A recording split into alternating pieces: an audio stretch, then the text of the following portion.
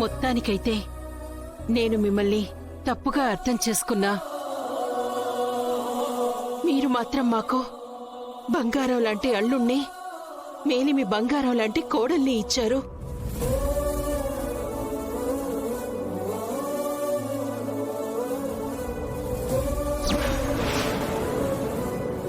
మీ నిర్ణయం ఎప్పుడూ తప్పు కాదు అని తెలుసుకున్నాను మావయ్య గారు.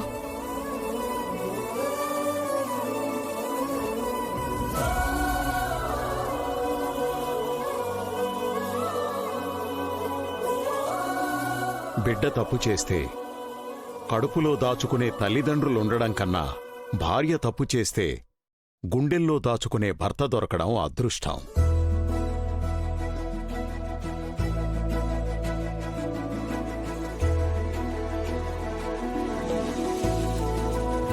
బిడ్డ ఆపదలో ఉంటే ప్రాణాలకు తెగించి బిడ్డని కాపాడుకునే తల్లిదండ్రులుండడం కన్నా భర్త ఆపదలో ఉన్నప్పుడు భర్త ప్రాణానికి తన ప్రాణం అడ్డు వేసే భార్య దొరకడం అదృష్టం.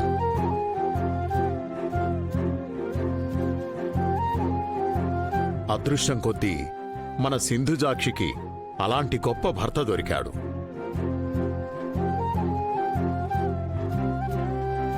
మన మధుసూదన్కి అలాంటి గొప్ప భార్య దొరికింది.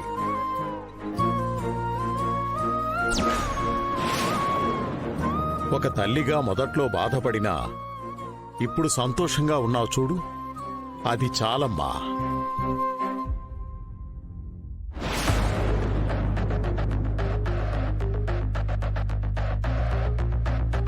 అమ్మా లక్ష్మి, ఏమైందమ్మా? ఉన్నట్టుండి అలా డల్గా అయిపోయావు.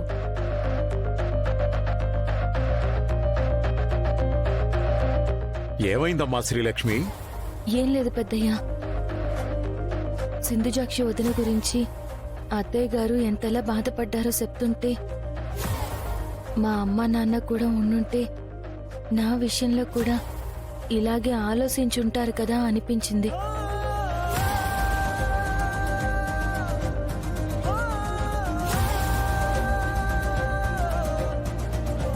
అదేంటి లక్ష్మి అలా అంటావు? మేం కూడా మీ అమ్మా నాన్న లాంటి వాళ్లమే కదా.